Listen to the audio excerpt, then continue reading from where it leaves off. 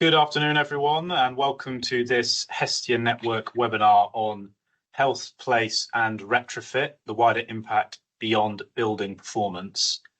This webinar is part of a UK IEG webinar series on healthy indoor environments in partnerships between different EPSRC micro-networks and the Leeds Healthy Buildings Network. So today, over this lunch break, we're going to have two presentations. First, we have presentations from Sara Edmonds from the National Retrofit Hub. We'll talk for about 30 minutes on a recent report they've published on broadening how success in retrofit is defined to include social and health-related benefits. And second, I'm going to provide some information on the recently announced HESTIA expression of interest to attend our research sandpit, including what a sandpit is and how you can apply to be involved. If you have any questions during the presentations, please can you use the Q&A function and then we can get back to you. I'll now introduce Sara. So Sara Edmonds is an architect and activist and co-director of the National Retrofit Hub, who have a mission to enable the local delivery of retrofit at scale. Got quite a storied past, including as co-founder of the Home Energy Action Lab HEAL, an advocacy testbed for community-based domestic retrofit. Sits on Warm Homes Plan, Expert Advisory Panel, 3 years as Head of Citizen Engagement at the Built Environment's Smarter Transformation and the Retrofit Team, and 3 years as a coordinator at the Architects Climate Action Network, an organisation formed to empower individuals within architecture and related built environment professions.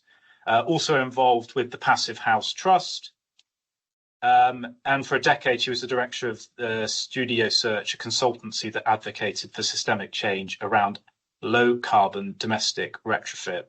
So most of Sara's work has driven essentially to drive the essential change that's required in the built environment and wider communities through connecting bottom-up grassroots projects and top-down strategies and initiatives. So collaboration and co-design is a fundamental part of their work.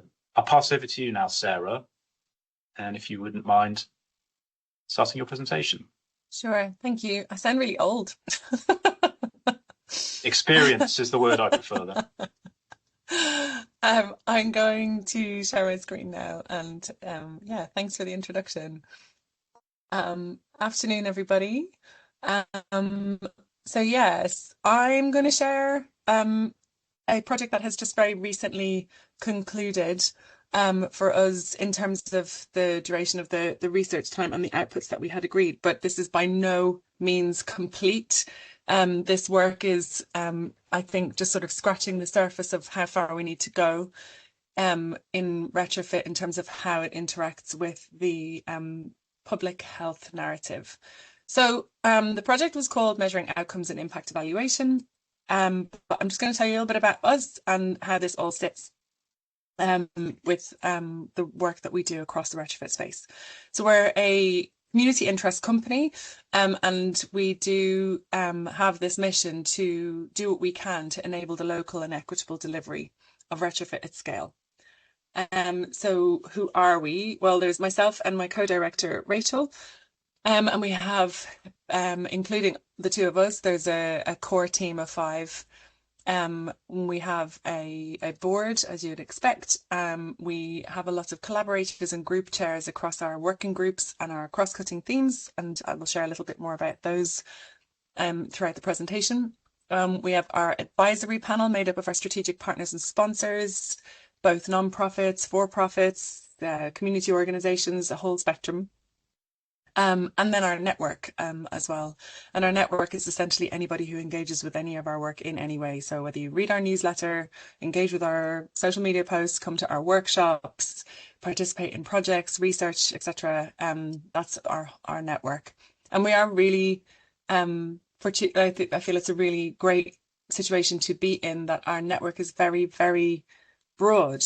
So we speak to policymakers, we speak to communities, we speak to industry, we speak to educators, we speak to academics, and we're always learning and always exploring ways in which we can ensure that retrofit, as the complex system that it is, can be collaboratively progressed towards the outcomes that we need to see for people in place. So what is our role? So as I mentioned, enabling the local and equitable, which is a word that has come more and more in recent times. I should have said the hub has been active for about 3 years this month, actually, and my co-director Rachel and I have been in role just under those 3 years. So we began in the June of 2023. And these are the sorts of activities and roles that we play in our day-to-day work. So we convene a lot of people, as I mentioned, and we do what we can to connect and amplify the good work that's happening across the sector.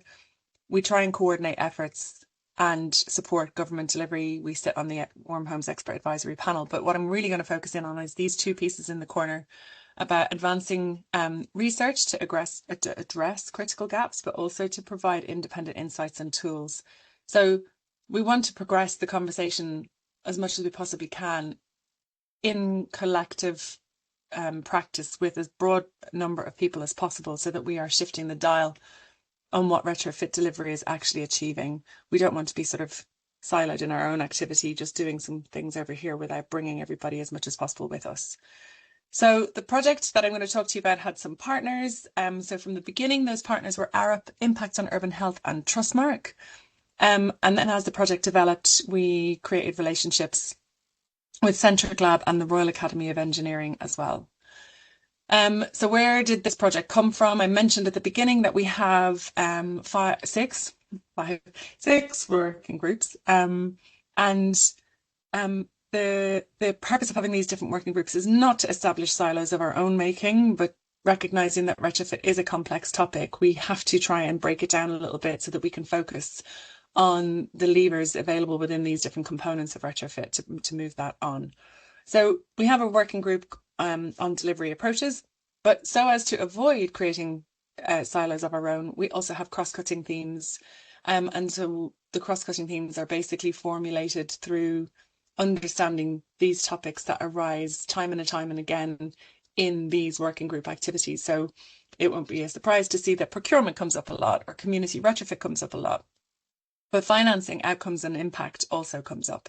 So that was connected to our delivery approaches working group.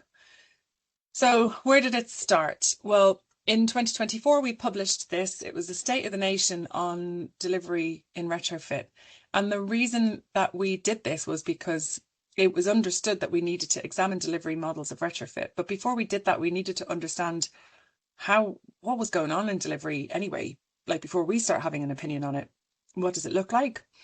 So we spent what we thought, and naively, we thought this will be like a couple of pages. It'll take us a few weeks, be grand. 9 months later, 50-something pages, I don't know, it was like quite a complex thing to unpick, because though there is a lot of data about retrofit delivery, it's not actually produced in a way that allows you to compare and draw insight from it. Surprise, surprise. And I guess partly there's a reason in that, because the news isn't great. And you might be able to see this green blob on the page on the open spread there. And we affectionately call that our Death Star diagram about retrofit delivery. The big green bubble, you can read the report and you can see it in there, but the big green bubble is like all of the properties that are supposed to be retrofit in the current context of criteria about what needs to be retrofit. And those little fried egg bit in the middle is actually the retrofit work that has happened in the last 13 years. And actually some of that are just straight up boiler replacements. So not ideal in the context of the climate legally committed targets that we've got to achieve. So what did that mean for us? Well, a range of different sort of insights came up, but also some challenge themes. So the main kind of point of the report showed us that though there is significant retrofit activity across the sector, and there is, we really need to have metrics for measuring what we're doing and identifying what successful retrofit looks like. And those sound like kind of obvious statements, but really, of the investment that is going into retrofit, it's not really being measured. Sure, we're modelling what we think could be achieved, but we're not actually systemically measuring the impact of that investment. And even if we were to be measuring it, we're not really sure or clear on the metrics for what success really looks like. And that's a pretty sort of risky situation for an industry to find itself in. So what does that mean? Well, it essentially means that programs should resonate with the needs of people and we should measure what matters. So, kind of obvious statements, but we kind of skipped over this bit in the sort of creation of retrofit as a practice. And I think this is what we're now doing, is sort of going back a little bit to say, well, what are we actually trying to achieve and how should we measure that? So we know that health matters. We know this, and I'm sure those of you on this call will be sort of sick to the back teeth of some of these statistics, but still in all, here we are. So we know that the BRE estimates that it costs the NHS 1.4 billion to treat people impacted by poor quality housing. But on the flip side, we also know that the social benefits of a transition to net zero are really significant, with 79% of those benefits being social, or what might have historically been called co-benefits. But I think we all can understand that actually what might have historically been called co-benefits probably are the core benefits of retrofit. Because this has kind of been the way that we've approached things. We've had a tendency as people from the built environment focused on climate issues to have carbon tunnel vision. We've been looking very much at, oh my God, like the built environment is responsible for 40% of total global emissions. How are we going to address this carbon question? And by doing it solely looking at carbon, we're missing the bigger picture. We're missing the fact that health, poverty, water are all crucial elements that we should also be focusing on. And maybe we've just not been very good at that. And the way I often tell that story is that the built environment realised, let's say, rewind to the Paris Agreement and said, wow, we're responsible for an awful lot of those emissions. Quickly, what can we do about it? And as an industry, we went, I'll tell you what would work, retrofit. Brilliant. Let's go and sell it to the world. And nobody cares. Nobody cares because it's not the full picture. It's not the total narrative. What we need to be able to do is understand how to translate the things that we're trying to address into ways that resonate with people, because this is a whole population issue and we do need to be able to understand how to translate that so that it resonates with people. So the research question that we evolved from the information in the State of the Nation report was this: how can broader outcome measurement accelerate retrofit delivery and be designed to drive better policy, funding and delivery decisions, particularly to maximise co-benefits like health and equity in a fiscally constrained environment? And every time I read that question out, I sort of think, were we mad? What were we thinking, trying to ask a question this broad and big and hefty? But equally, it was refined and refined and refined, and we realised this is the core kind of question that we're trying to examine. So taking that forward, we started to think about what exactly it was that we were trying to do. So what outcomes should be measured in retrofit programs, and how should these values affect the program design and delivery? So does success look like carbon targets met and fuel poverty alleviation and number of measures installed, which is largely the way that things are reported now? And though those things are important, it's not to belittle those things. They are important. But what about community wealth and job creation? What about resilience in our communities and neighbourhoods? What about biodiversity and happiness and health outcomes? Don't those things matter too? And aren't they the outcomes of retrofit delivered well? So we took a 3 horizons model approach to examine, well, what's the state of play currently in the business as usual models, and what parts of those should be hospiced and what parts of those are worth conserving and building out more. We also took a lens looking at innovation right now. What are the components in innovation that we want to sort of grab a hold of and sustain, and what parts of innovation risk playing into the narrative of the business as usual model? So what parts of innovation do we also not want to perpetuate too much? And then what would a viable future look like? What would the ideal scenario be? And we find this is a really useful model generally when you're in a state of looking at something that is quite transitional, right? So retrofit is in a transition state. We're in a transition from a fossil fuel powered economy to a non-one. So what does that mean in this space? And this is a really useful tool for that, we found. So we had different work packages. Obviously, you want to do a decent literature review. We want to speak to our stakeholders. We want to understand who's out there involved in delivery and what are they facing, and who's out there engaging with residents and communities, or who's out there in receipt of that interaction, and how's that playing out for them. We also looked at innovators and existing framework analysis. So like, what sort of innovators are out there looking at broader outcomes measurement? How can we learn from that? How can we build on that rather than trying to do more of the same? How can we make sure that the innovators that are out there are being truly supported. And then we also did a couple of really interesting and very impactful sort of future visioning workshops to examine that third horizon, like what would a viable future be? And I can tell you a little bit more about that. I think I can tell you more about that. Maybe there's a slide coming on that. But essentially what we did was create narratives of a lived reality that we had reached and then backcast to see how did we get there. And it was really interesting and really fascinating to understand what was understood to be the real levers or the real barriers and what were the real enablers. So that was a really fascinating piece of work. So the kind of project outputs that we ended up with was we started by asking our network for evidence. So we put out a survey and asked for people to tell us what did they know about people looking at broader outcomes or alternative outcome measurement as it pertained to housing condition and retrofit. And we got a lot of really amazing insight and sources back, which we examined to help shape how we would move into the other work packages of the project. When we spoke with different innovators, we created innovator profiles. We only had the time in this project to speak to 5 of those innovators, and this is 3 of the innovator profiles that you can see on screen.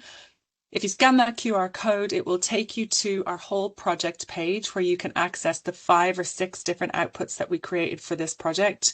So there are 5 innovator profiles, including the Build Upon Framework, HACT, social value system.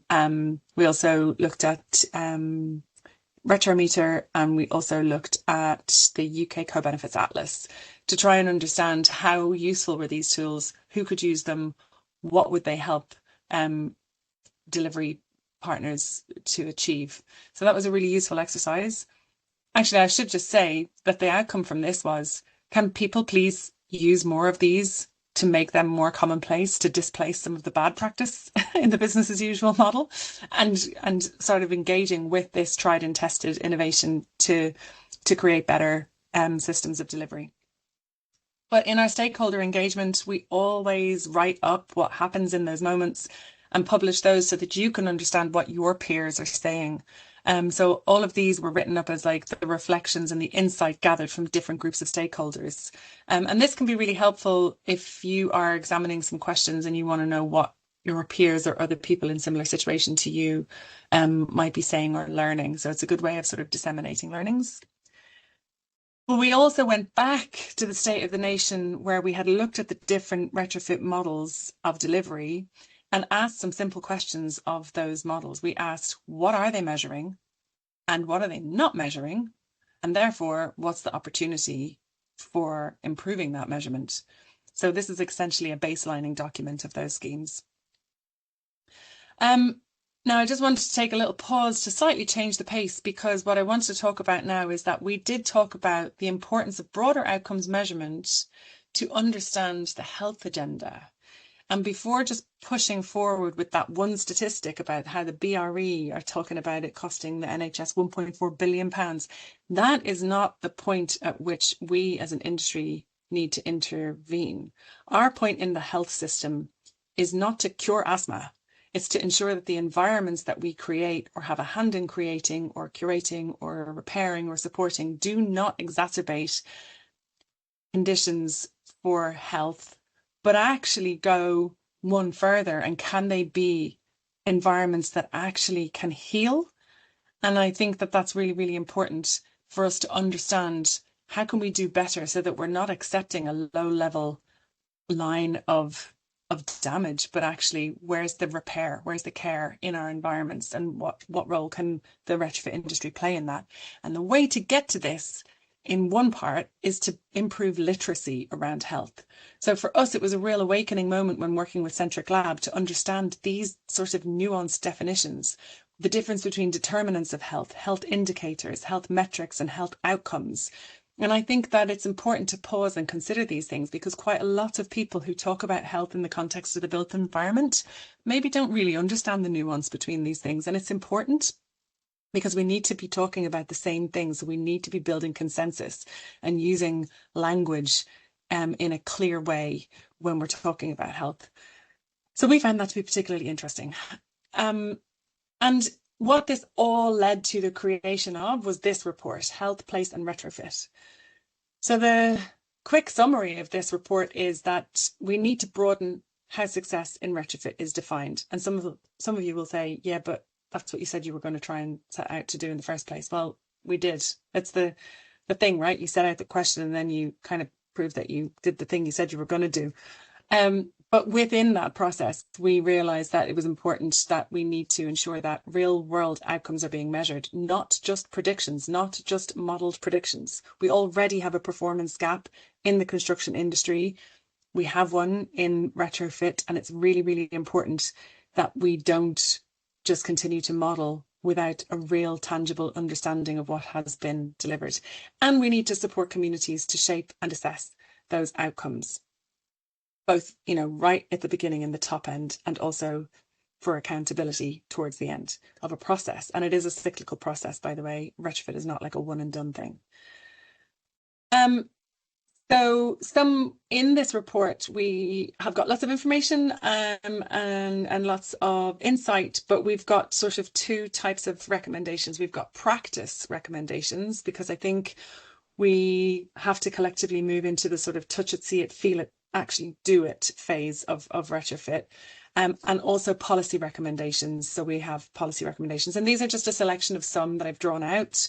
So, for example, for delivery partners, it shouldn't be a surprise to anybody, but we need to be engaging communities early in a co-production method, not just in a consultation at arm's length situation. We need to be able to consider how to combine health data with social insight. Those things are really important. And I just want to pause there for a second and give one little anecdote of something. We were in a workshop recently talking about social impact and social value in retrofit. And somebody was talking about the fact of having done a survey with some young people in a particular neighbourhood in London and being asked what sort of things they would like to see manifest in their neighbourhoods to improve their, experience of their neighbourhoods. There was a big interest in having a bigger chicken shop or another chicken shop in the neighborhood. And on the outside of that, the judgmental of us will be like, oh, kids don't know what's good for them. They want a chicken shop. That's terrible. Digging a bit deeper, what the kids were asking for was a place that they could exist as teenagers and not be run out. A place that they could be warm, a place that they could afford to eat, and a place that they could do their homework. And where they currently are, where those needs are met at the moment in their community was in the chicken shop. So it's really important to be able to draw the social insight, the lived experience, as well as the health data, and remove the urge to be paternalistic about determining what does health mean for communities. And this is sort of teeing me up nicely for taking us into the next phase of the work which we published, which is about the community health impact assessment data that needs to be gathered. So I'm going to skip on here to this bit. I'm not 100% sure where I am with time. I think I've been talking for like 15 minutes, but I'll just keep going. And Douglas, if you want to, you can just interrupt me. But so the second big output on top of the outputs I've already described, but is this. It's our community health impact assessment workbook. So in examining the fact that it's really important to understand what we need to do to better engage with the public health agenda in retrofit and the built environment, it's also understanding the role that policy plays and also the limitations of policy.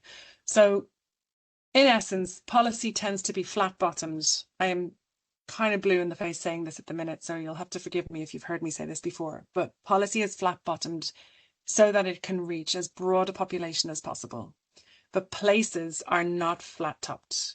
Places do not, and policy and place do not meet like this.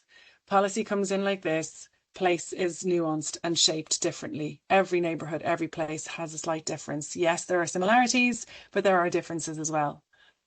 And if I was being really flippant, I would say the lack of ability of policy as it currently stands to meet place essentially means that money's getting sent back to Treasury. right? And we need to avoid that happening because it's not that much money. It's not reaching everybody, and it absolutely should not be going back to Treasury. It should be being spent on improving the lived environments of people in communities. So how do we do that then? What do we do? How can we help? And one such way of doing this is by encouraging the generation, creation and curation of community health impact assessments. So place-based data from a health equity perspective that can be codified into ways that policy delivery agents can understand and, better yet, engage with, so that the policy can change its shape to meet the needs of a place and stick.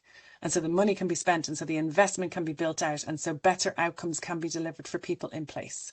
And this is one way in which we truly believe that this can happen. And it's not just our belief system, it is the case studies that this has been examined through, and it is the data that backs it up. So this, what we thought would be best to do in this particular output, we worked closely with Centric Lab, an organisation who essentially are really focused on, sorry, I'm losing my voice, who are really focused on health equity and health justice in the built environment. And so working closely with them on the decades of research that they have built out, we wanted to take work they've already been examining around the importance of community health impact assessments, but bring that into the retrofit world to understand how this is another place for that to be deployed. So the report itself, or the workbook itself, is structured in two parts. We have the first part, which is all of sort of the theoretical background and the context to health, health justice, and the relationship of those things to retrofit. And the second part is the practical part, like who can and should use these assessments, how to use the assessments, and what further resources might be useful.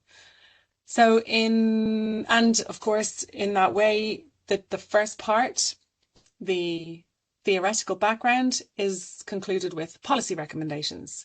And then the second part, which is more practice oriented and practical, has practice recommendations. So again, not a massive leap of faith to understand why that is the way it is.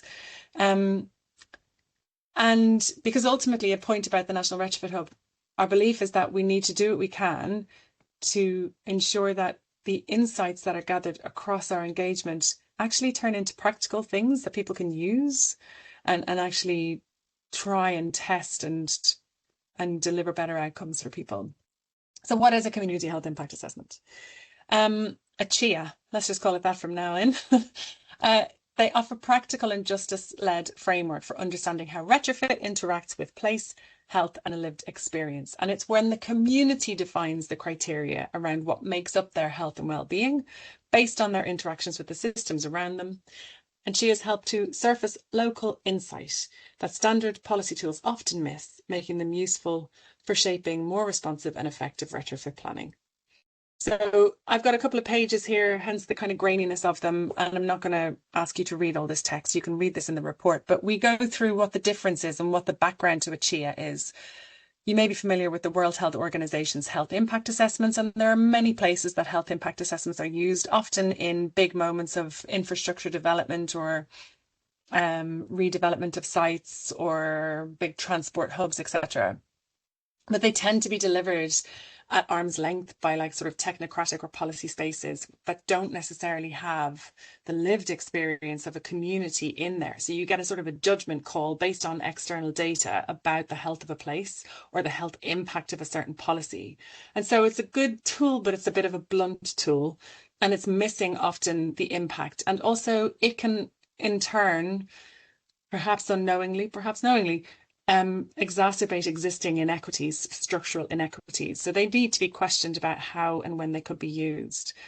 A community-led health impact assessment is essentially an HIA template, but being used by community leaders when time is short. So it's using the same kind of not so perfect template, but at least the people who are using it do bring the insight from the community. A HESTIA then, a wholesale community health impact assessment, is where the template itself is set by the community to examine and situate what the context is for the things that challenge or support their health as a community. So it's a wholesale kind of shift of power and definition that needs to come from the lived experience. We talk a little bit about the types of groups. There are like 3 archetype groups that can use these different models. There's value in using each of them, but there are ways in which those tools should be used, and the best sort of situations to ensure that the best value is achieved in each of these processes. So we talk a little bit about the types of groups, a little bit more detail about those, about how local resident groups or retrofit ready groups or professional class groups each have a role to play in interacting with these models of impact assessment. We go into a step-by-step basis of how to do this. We do this both with the community-led health impact assessment as well as the community health impact assessment itself. There is a nuanced difference in that. You might think, oh, she's just saying the same thing, but a community-led health impact assessment is different to a community health impact assessment. But read the workbook. I haven't got time to go into it now. So we try and take you step by step through the process of doing one, and about what it would look like and what sort of data you're trying to gather and how you organise that data so that it can be understood in the policy space and the delivery space. And essentially it takes it through that. But what this is essentially a wrapper. This is like a retrofit wrapper to existing HESTIA and community-led health impact assessment workbooks. So there's much more detail in like sort of 20-30 pages of printables for each of these processes. And our report is the retrofit wrapper for that, to understand the context of why you should be doing this if you are involved in retrofit strategy design or retrofit delivery. And this slide is just put up from our partner-centric lab. A good grounding before you start to engage in this is to go and do this course. It's a self-led, self-guided introduction to ecological health course. You can sign up to it, you can access the learnings, you can take yourself through it. And also in a couple of weeks, maybe months' time, there's going to be clinic drop-in sessions with Centric Lab to work through some of the things that might come up for people in the process of going through this health learning program. And I guess the only point to say is, maybe this is the first time I've mentioned the word ecological, but the entire founding moment of why this matters, why HESTIAs matter, why health matters in retrofit, is because our health is ecological.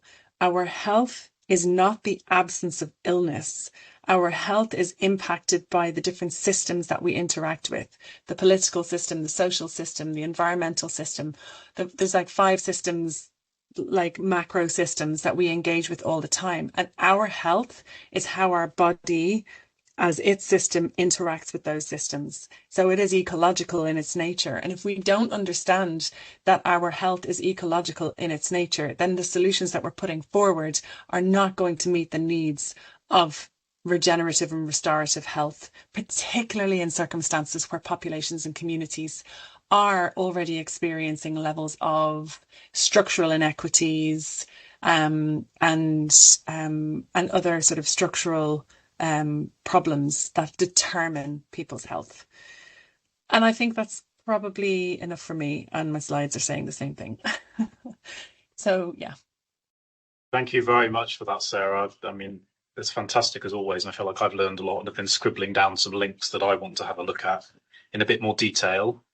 We've got time for a few questions, so I'll start with Nathan Wood's question in the chat. He said he loves your point around health outcomes. Are you using any data via indoor air quality sensors or indoor environmental quality sensors before and after the retrofit is complete to measure the effectiveness of outcomes? And if so, how might residents be able to access the data to raise awareness using it to have an impact on things like their behaviour in a retrofitted home? Yeah, I mean, we specifically don't necessarily have that role of material interventions in homes, but we work with partners who do. And you would be expecting that what you've identified is a common practice, because it sort of makes sense. And we all know, like, sensors are available, readily available, cheap, easy to interact with. There's lots of sensors, for lots of different things, from your sort of energy sensors to also your like humidity, temperature, whatnot. But it's not common practice. It's not common practice, and it should be. There are local authorities or housing providers or early adopters or, you know, different types of tenure group representatives who do use that data, and more is happening in that space.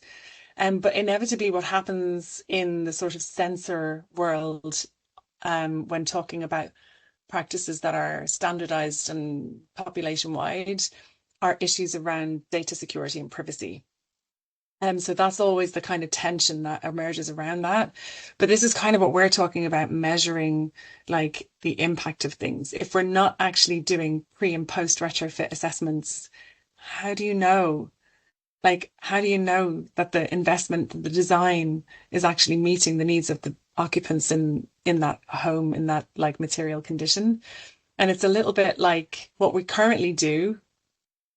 And again, I'm generalizing, but what we currently do is we go, hey, look at that house. Let's have a EPC assessment of it. Oh, look, the business model for running an EPC means that somebody's in my home for 15 to 20 minutes tops, making very brief assessments, summary adjustments to what they think is happening, and can't take into account any improvements that I might have made if I don't have paperwork to back it up. So it's a modeled, assumed, kind of crappy assessment.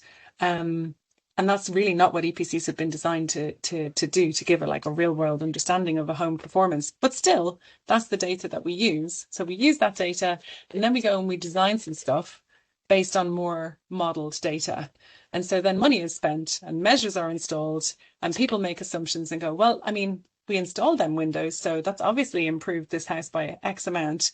And there you go. And the reality of that is far away from the model version of it. We actually did do some modeling of that in some research that we've got on our website when it came to the minimum energy efficiency standards and the sizing of tech and the installation of things and the impact of that. And Cotality did some modeling for us.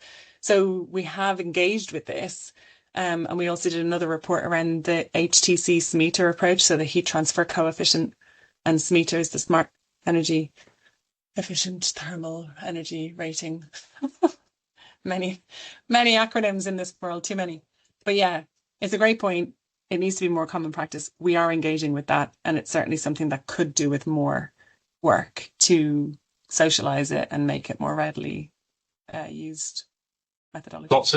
Lots of questions coming in, Sarah. I think we've only got time for one more, so if you're able to get into the Q&A afterwards and ask, that would be appreciated. Okay. But we've got a final question from Nabishani Wanigaratna, who's asking, they say, I support the co-development of retrofit solutions. I'm somewhat concerned about the community-led impact assessment. Do you conduct prior consultations to raise awareness of the health benefits of healthy homes? And are moderators appointed for these sessions? So there's a couple of things in that question. And it's not as simple as like a one size fits all. And it's also not always in consultation and external moderators, right? There's some complexity in this. And this is what the workbook gets into. It gets into the differences between the different types of health impact assessment processes and procedures and methods. And it also gets into the structure and governance of the types of groups, the archetypes of groups, not the types of groups, but the archetypes of groups. So the nature of the groups, and about who plays a role in enabling, who plays a role in facilitating, who needs to just get out of the way. There's quite a lot of information in there, and this is all around centering around the question of equity and justice in data collection, so that it is not collected externally with data being extracted and misunderstood and misinterpreted. So there's a lot of nuance and importance around the right sorts of governance and protections in place for those things. So I would encourage you to look at the report to see the differences in that.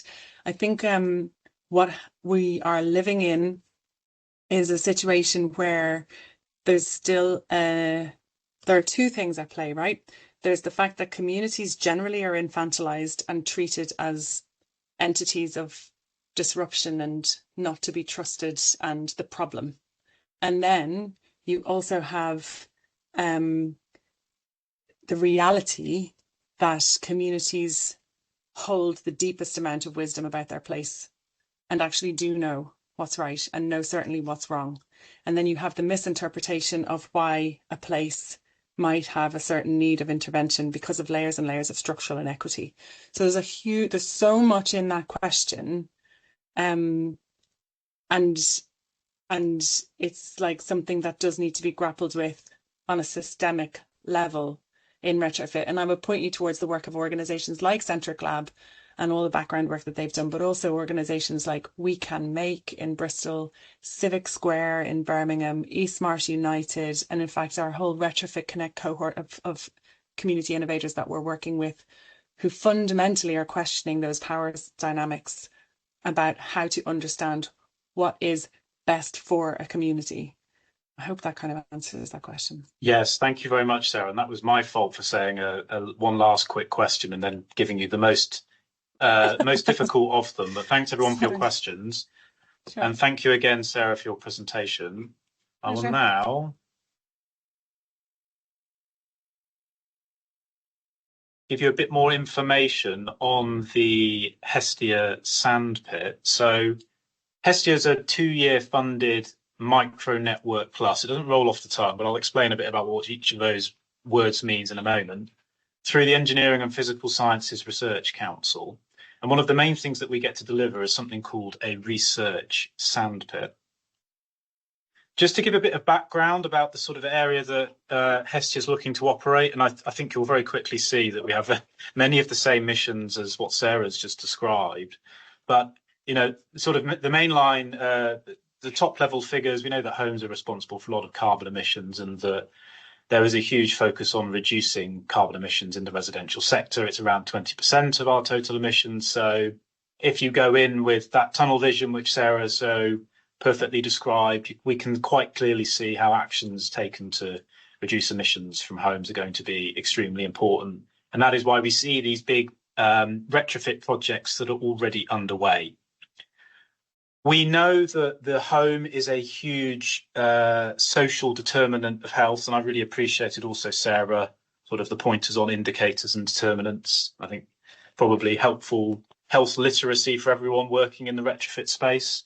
But we know that if interventions are done to improve energy efficiency, not considering the system of the home, of the house, and thinking through other things like ventilation, retrofit done badly can lead to worse health outcomes. And this is just some data presented on the right-hand side from the Institute for Health Equity showing the percentage of non-decent homes, that is homes not meeting the decent home standard, split by owner-occupied, private rented and all social on the right between the years 2010 to 2017. What it does show is there perhaps is some level of improvement, but there are still a large proportion of homes in England that are in poor condition. So homes may be our sanctuary, but large numbers of people are still living in homes which are not fit for human health nor for tackling the climate emergency. Also got that trusty 1.4 billion figure there. As we said, that is not capturing the full value, social value, and other ways that we can measure value as well. Now, a lot of the time we talk about this in terms of health and environmental co-benefits. So can we design homes and retrofit homes so that they're healthy for people and the planet, reduce carbon emissions and reduce the health burden that comes from poor quality housing? At HESTIA, what we want to do is add another co-benefit to that equation. And what we really want is to design and retrofit homes that align health, environmental and justice co-benefits. And we think that is critical because we know that poor quality housing is not shared equally across society. And there's various examples for this, but the figures on the right just show trends of household damp and mould and how it varies both by household income, but also race and ethnicity. So again, while in some of these cases things do seem to be getting better, there are still relative disparities between different groups. And I think for everyone on the call, we'd say that it's not a particularly fair situation, as we can see for race and ethnicity, that Black communities in the UK are the recipients of homes that suffer much more greatly from damp and mould. So we talk about a lot as well about the idea of a just transition. And I think really, if we're not looking at the home as a potential avenue to reduce health inequalities, then it's a significant missed opportunity with all of the sort of engineering-led interventions that are already happening. That's the sort of background, just a bit about who we are. We know that healthy and equitable homes are a bit of a wicked problem that require a lot of different expertise. This is the core team that we've got. I'm an environmental social scientist myself. We have public and mental health, building physics, architecture, chemistry, lots of different disciplines. But obviously we do not present within HESTIA that we have all of the answers or solutions. It's a network, so it's designed to grow. So we're delighted to have organisations like the National Retrofit Hub provide knowledge on these webinars, and we'd be very keen for more people to join to sort of build that cohesive community that can align health, environmental and justice co-benefits. Okay, what is a sandpit? We've got a lovely figure here on the right, and I can't actually promise that we will be having sand on the day.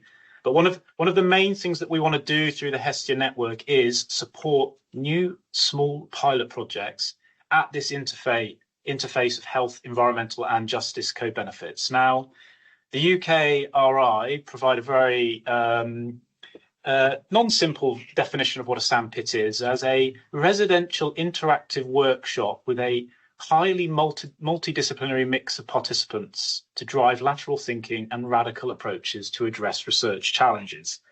At HESTIA, we're basically taking that to mean an opportunity to bring different groups of people together from different academic disciplines, people working in different organisations, to develop ideas for some small research projects. So we're holding a 2-day workshop in York on the 21st and 22nd of May. I'll provide a bit more information on that in a moment, but we've got funds to support 4 small-scale projects. So that could be to test the feasibility of an idea, scope the literature, survey views of residents, etc., which must be completed within 6 months, 2 of which can cost up to 30,000 and 2 up to 65,000. These are funded at traditional UKRI eligibilities and costs. So for those that aren't familiar with the T's and C's of research funding in the UK, that means that we typically can fund 80% of the total cost, but we'll provide all full information on that. What we ultimately hope is that these projects will lead to larger scale funding applications in the future. And we are broadly looking to fund projects around enabling healthier indoor environments, indoor home environments for everyone, focusing on health, technologies, and equity and justice. But I'll explain these 3 themes in a bit more detail in a moment. First off, when and where. I told you York. We've reserved 2 days at Fairfield Manor in York. We will have an expression of interest, which is now live. I'll give some more information on that in a moment. But anyone who is invited to come, we will cover all of their costs to attend. We also have additional funds to support people with caring cost or accessibility requirements. So I'd say if you're considering coming and that would be a potential barrier, please do get in touch with us. We've chosen York because it's got some good public transport connections, both being on a main rail line, but also to get to the venue, it's well supported. And we will be practicing indoor air inclusion at the event, including providing portable air cleaners and displaying indoor air quality for those that are more vulnerable to poorer indoor air quality. So I mentioned that we would look to fund 3 broad areas. The first is about using existing technologies in homes. So this is less about developing new devices, but more about doing more with what we've already got. These themes came through consultation and co-production, both with members that came to our network launch in Leeds in early January, but also through discussions with our public advisors, who are people with lived experience of poor quality housing. The first theme that we are looking to fund is related to these existing technologies and how they might both be low carbon and promote human health, but critically considering affordability and those who might be the most vulnerable, whether that's older people, those with an existing physical or mental health difficulty, or low income households. And on the figure on the right, we just try to make clear the point that, alongside building scale interventions that typically dominate conceptions of retrofit, a range of other technologies applied in homes may also impact on climate and health equity. For example, there's been some great research showing that replacing gas hobs with induction has been shown to bring a benefit both in terms of indoor air quality and equity. And of course, removing a gas source for the home is going to have a climate co-benefit as well. There are a range of different devices that are currently in homes where we could explore, but also we're particularly interested in how these different technologies at home both work with the end user, also the people in the house, and we'll come on to that more in a moment, but also how these different devices interact with each other. Do they support each other in aligning these co-benefits, or do they potentially conflict with each other? So that's the first theme. The second theme that we're looking to fund relates to how we can design and retrofit homes that are resilient to climate change, including extreme conditions, whether that be prolonged hot and cold spells, heat waves, for example, or air pollution extremes. But we still want homes to be something that improves human and planetary health and reduces health inequality. So this is focused on the longevity of these changes, so buildings can cope not only with demands now, but demands in the future from a changing climate. And the third and final theme that we will be looking to fund, we've kept these quite broad on purpose, but is related to co-producing healthy homes with communities affected by poor quality housing. So we already know that poor quality housing is concentrated in certain communities and certain areas of the country, and that is often associated with various measures of social deprivation. And in HESTIA, we're guided by an approach that people are experts in their own lives, and that we need to be working with people to develop changes to their home that can deliver health, environmental and justice co-benefits, because sort of firmly believe that without this, top-down engineering interventions will fail if they do not understand how and why people use certain technologies. And as we know, making assumptions is problematic, and we should really be trusting people to inform us, to develop to help work with them to identify solutions that would work. This will come into the sort of projects that we'll fund as well, because we are mandating that all funded projects through the HESTIA Sandpit will need to recruit a public member as part of the project. And this is something that we will support within the HESTIA team. So again, please don't worry about this if it's something new for you. We can help. Just got a few more slides. Who can come? So this is funded by the Engineering and Physical Sciences Research Council. The first point I'd like to make is that you do not have to be an engineer or physical scientist to come. We are interested in all academic disciplines that feel that they have something to offer related to these diverse themes, but it's not just academics. So people working in a range of organisations are welcome to apply to come as a public body, local government, business, or a community organisation.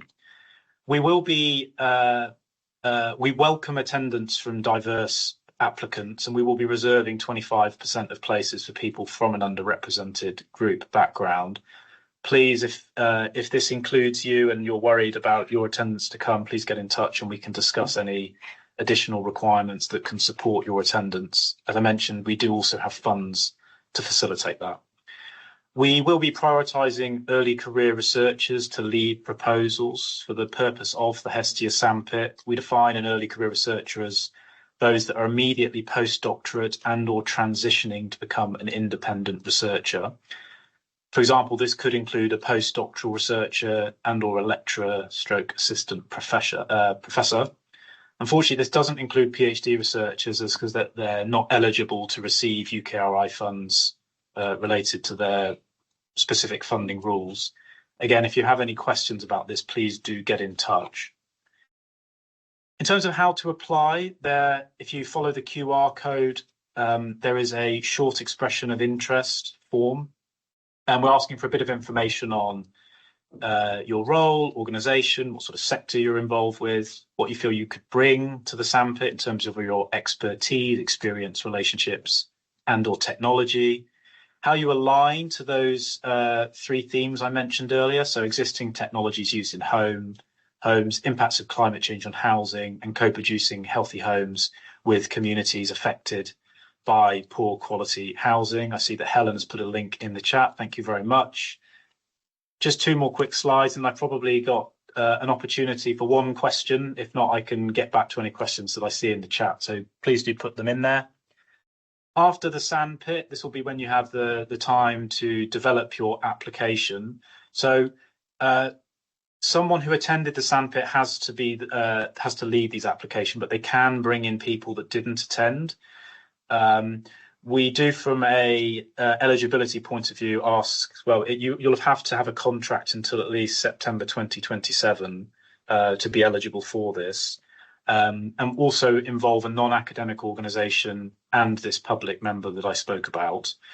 If you're unable to attend, because there is this window after the sandpit, which is in middle of May, and we've got 2 months until the deadline, if you'd like to be involved, you can scan this QR code here. And there's more information on our website which includes these codes, and we will make sure that the sandpit attendees are aware of your potential contribution, and we can help do some of that matchmaking afterwards to link you up with project ideas. Final slide. So if you're interested in funding research focused on the 3 themes that I've identified, please do consider applying for the HESTIA Sandpit. I put some key dates here. So our expression of interest is open until the end of the month, a minute to midnight on the 30th of March. It's not a very long application form, so please do consider applying. If you do apply, please do reserve the sandpit dates in your diary, as we will mandate that people have to attend both to develop these projects, as we've got external facilitators coming in to work with us on that.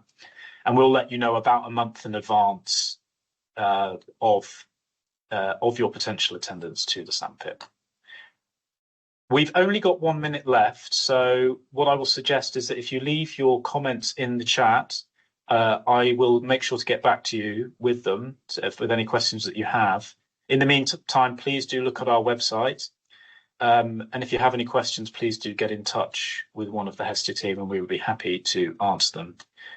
So thank you very much for spending your lunch break with us. And thanks again to Sara Edmonds from National Retrofit Hub for a wonderful presentation. And we look forward to seeing you soon, hopefully in York. Thank you very much.